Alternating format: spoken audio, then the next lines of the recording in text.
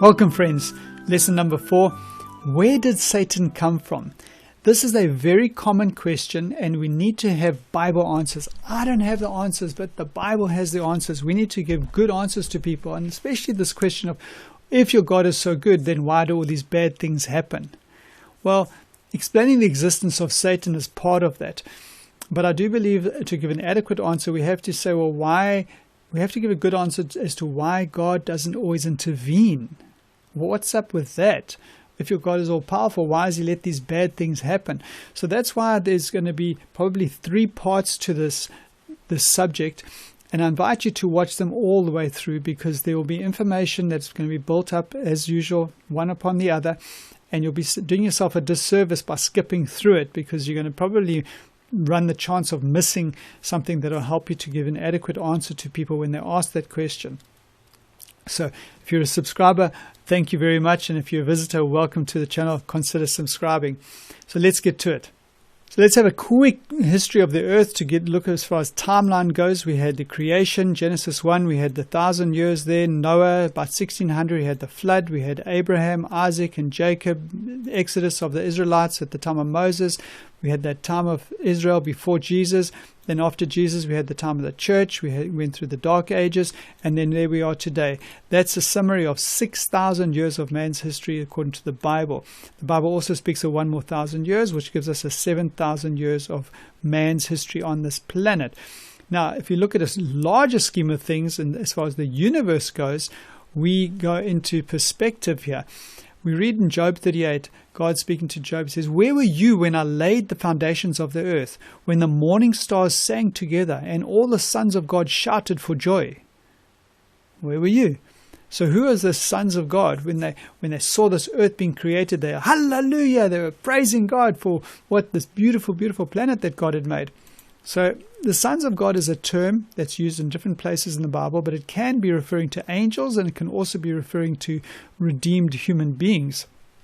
But in context, this is most definitely speaking to angels. There was no humans watching the earth being made.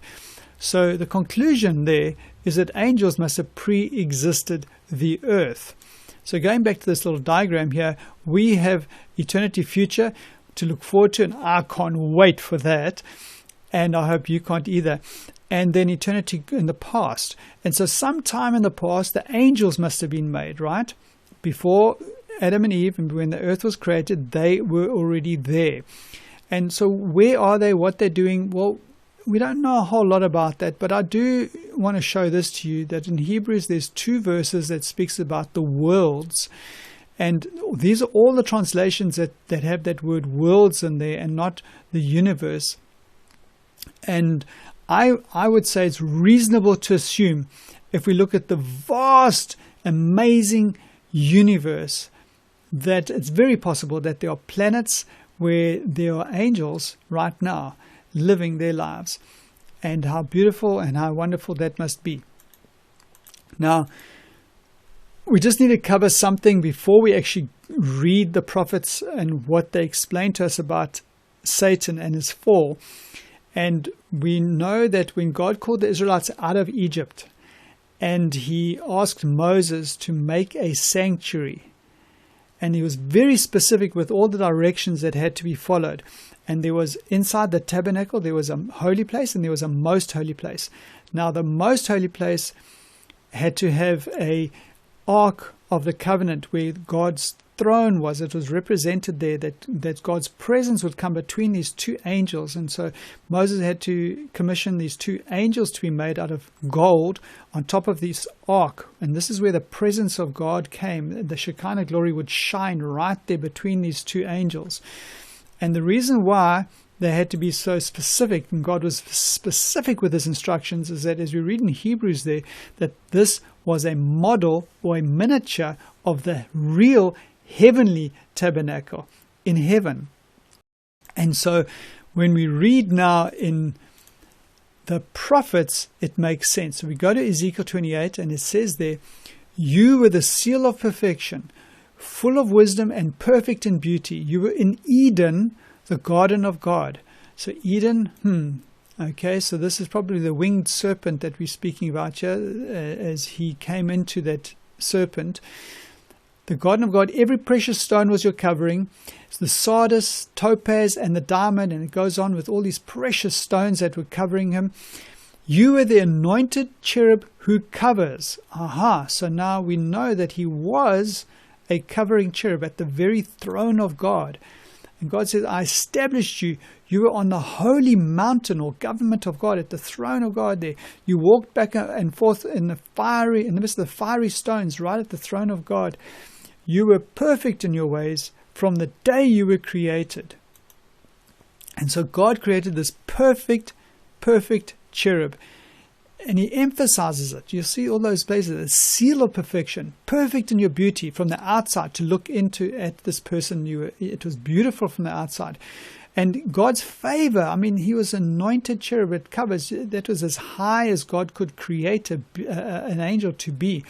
And he was perfect in your ways. Even in your ways, I understand that to be the way that he dealt with his life, the way what he did, the way that he conducted himself. He was perfect in the ways that he did things until iniquity was found in you.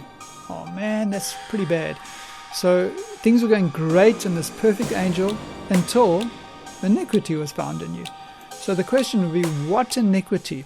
So now we shoot across to Isaiah, which was written some 150 years before this, and we read here, how are you fallen from heaven, O Lucifer, son of the morning? So again, he was one of the covering cherubs, right? And as we spoke before, as you get into the presence of God and then you go away, then you would shine and radiate that glory, and so you would, in a way, bring that light to God's universe as he would administer the instructions of God to the universe. So he was called Lucifer, son of the morning, almost like the rising sun, or as the morning star rather as well. We read here, you weakened the nations because you said in your heart. Now listen to this is the answer to what happened in Ezekiel, till iniquity was found in your heart. So what was this iniquity? And so we have a look here. He says, I will ascend into heaven. I will exalt my throne above the stars of God. I also will sit on the mount of the congregation on the farthest sides of the north. I will ascend above the heights of the clouds. Now the clouds, you can see those references at the bottom. If you imagine a whole bunch of angels together, how they would shine white like a cloud. Well, there's references there that can show you that it can be a reference to many angels together. So he's saying, I will above the heights of the clouds, as high as you can go, above the angels as well. I will be like the Most High. Now, I didn't want to be like the Most High in God's character, because if you want to be like God, he is humble, he is a servant, he's patient, he's forgiving, he cares for us, he provides for us. It's just a wonderful character. No, he didn't want to be like God as far as his character goes. He wanted to be like God as far as his authority and his rulership goes, because God governs and rules the entire universe. And that's what Satan wanted. He wanted to be like the Most High. Now have a look at this. This is the sin that he had, was because he became self-focused. It was all about him. I will send into heaven.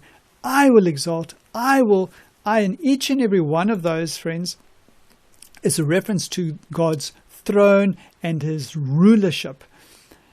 Above, I will ascend into heaven. That's like in the third heaven where God is. I will exalt my throne above the stars. It's again a throne and rulership. The mount of the congregation, the mount is often referred to the government of God over the meeting or the congregation where God actually sat when they all came together. On the farthest sides of the north, in the Hebrew mind, north would be up, and north also, if you go into the tabernacle, on the right-hand side will be the table of showbread. Now, the table of showbread had double crown on all sides of it, so it's a symbol of where God's throne is as well, on the right-hand side as you go into the tabernacle. So on your right, that would be on the north. So what Satan's saying is, I want to sit there where God sits. I want to sit on that throne there, on the farthest sides of the north. And you'll come to that as well when you study further in Daniel as well. I will ascend above the heights of the clouds, and I will be like the Most High. So he really, really wanted to be ruling over everything. He was prideful, he was selfish, self-promoting, egotistical, narcissistic, self-absorbed, pompous, megalomaniac. It was me, me, me, I.